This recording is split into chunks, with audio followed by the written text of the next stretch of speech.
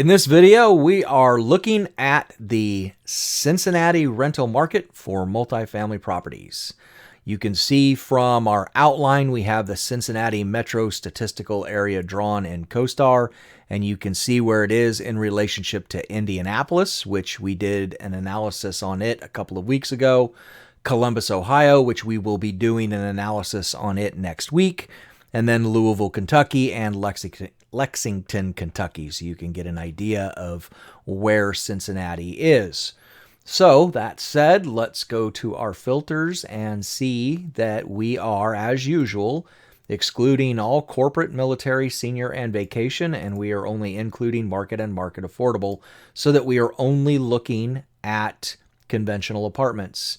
You can see that we are looking at all classes, and we will look at A's individually, B's individually, and C's individually after we look at the all classes first. If we go to location, you can see that we are in market, metro statistical area, Cincinnati, Ohio.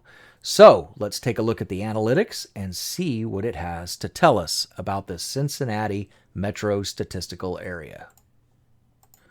Here is our supply snapshot. You can see that we have 4,927 properties in the market, totaling 144,460 units of conventional apartments. 5,671 are still under construction, and only 513 have absorbed in the last 12 months, where in the prior period in 2021, 2,386 units absorbed. We can see that by an increase in the vacancy from 4.2 to 5.9, albeit 5.9 is still pretty low for vacancy in the Cincinnati market, and we'll see that on the long-term occupancy average in a second. The average market rent is $1,150 per month, and year over year has increased 6.4%. We will see what it looks like quarter over quarter. As usual, we will not look at the capital markets. We are only interested in the space market. If we come on down and look at our long-term occupancy average, we can see that it is 92.35%, and the market is currently sitting at 94.06. So it is slightly above that long-term occupancy average. All right, let's see what the data has to tell us. So here is the rent analytics for all three asset classes, A, B, and C. We only look at effective rent. Asking rent is what the owner is asking. We only care what they are collecting. So for the first quarter of 2022, it was at $1,093, went up to $1,130 in the second quarter, up to $1,137, and then just kind of stabilized. I know we're in the second month of the third quarter or first quarter of 2023 already, but we're still not going to look at any first quarter data, because it takes CoStar 6 to 8 weeks to aggregate their data, so this is still too fresh, so I would not go by this information as of yet. So we have a little bit of a stabilization happening here, but no decline that we're seeing yet. Let's go look at our deliveries and absorption and see what that tells us. So we can see we delivered 160 units in the first quarter and absorbed for 437, so more than double absorbed. That's good. 702 delivered and only 214 absorbed, and here's where the big one happened, and I'm really surprised that we didn't see a downtick in rents because of this, but we had 1,371 deliver, and not only did those deliver vacant to the market after not absorbing about 480 units the prior quarter, another 75 units went vacant. So we got a pretty big difference here between deliveries and absorption, and we're seeing that in the occupancy decreasing, but we're not seeing the rents decrease yet, and that may be because our vacancy is still really low and not at that long-term occupancy average yet. So we're going to give some benefit of the doubt here. But let's see what the Class A's are telling us. So here is the Class A rental analytic. You can see that there are 77 properties in the market, totaling 13,465 units. Again, we are looking at effective rent. Started at $1,641, went up to $1,713, and then went down to 1795, and then very slightly down to 1694, so kind of a stabilization here. So we can see that we had a pretty big decline in Class A rents, so something else must have been propping the rents up in the overall asset classes, but let's see what deliveries and absorption tell us. So we had no deliveries in first quarter and 160 absorbed, then 435 in second and 329 absorbed. So between these two quarters, we absorbed what was delivered in the second quarter, then 611 delivered, only 293 absorbed, 132 delivered, 240 absorbed. So a little bit of a roller coaster here with occupancy.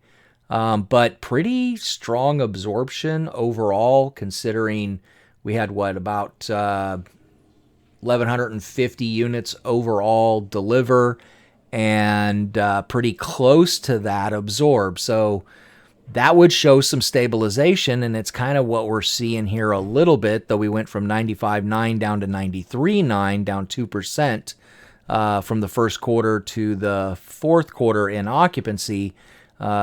Absorption is pretty much trying to keep up with deliveries, better than we've seen in some markets, but we are seeing some downtrend. So interesting tale in the Class A's. Let's see what the Class B's tell us. So here is our Class B rent analytic data. Once again, we are looking at effective rent.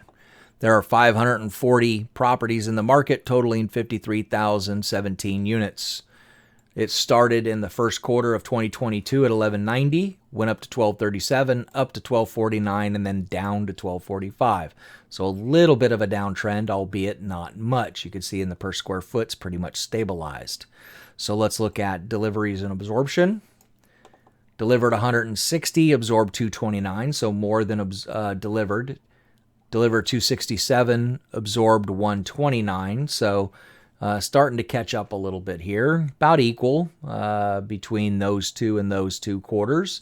But then things start going awry, where we have about 788 units that delivered in the last two quarters, and we actually went down 67 units negative to the 888 that were delivered. So we should have seen a stronger decrease in rents in Class B, although we're still sitting at 95.2% occupancy, which is pretty high. That's only 4.8% vacancy.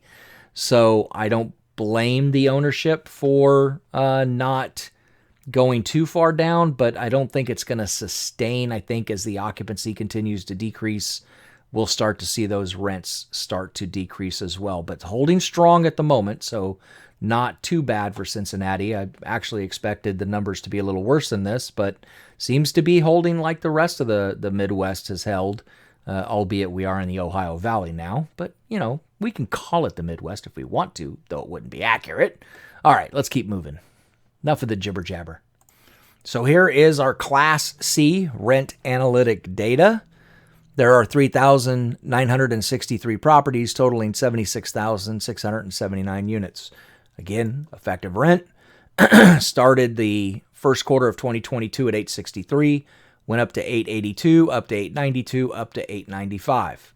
Okay, same story we've seen over and over again with Class C rents all over the country, where Class C seems to continue to climb even though absorption has been falling. But let's see what absorption is doing in this market. So, as with all the rest of the markets, absorption is going down negative.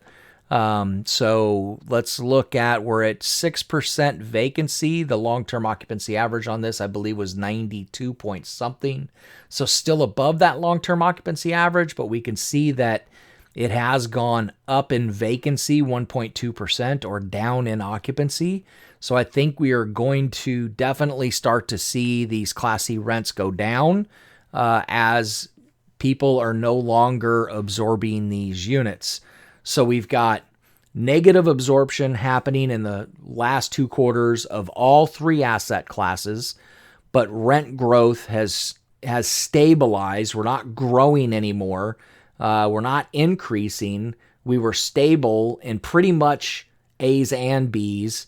and C's only grew by a couple of dollars, although it's going to start to wane. So even though Cincinnati has held strong at this point, I think from this point forward, we're going to start to see that downtrend in Cincinnati, but we'll have to wait until it's time to analyze first quarter of 2023 and see if that is truly going to be the case or not. So for the Cincinnati market, I would call it in the oversupply phase. I would place it 1 point above the long-term occupancy average because our rents are slowing and declining in the A's, stabilized in the B's, and just slightly up in C's, with absorption declining in all three asset classes. So definitely in the oversupply phase of the market cycle, headed towards that long-term occupancy average. Probably get there in the next quarter if I had to guess. So that does it for Cincinnati. This is our last video of the week. Stay tuned next week. On Monday, we will be doing Tallahassee, Florida, which is a student market. That's where the Florida State University is located. Then we're going to do the capital of Alabama. I happen to live in Alabama. So Montgomery, Alabama on Tuesday. Then we're going to do the next door neighbor to Cincinnati on Wednesday. We're going to do Columbus, Ohio, Nashville, Tennessee on Thursday, and finish the week with Houston, Texas. So I hope you guys have a great weekend. I look forward to seeing you next week, and we will see you in Tallahassee on Monday. Bye.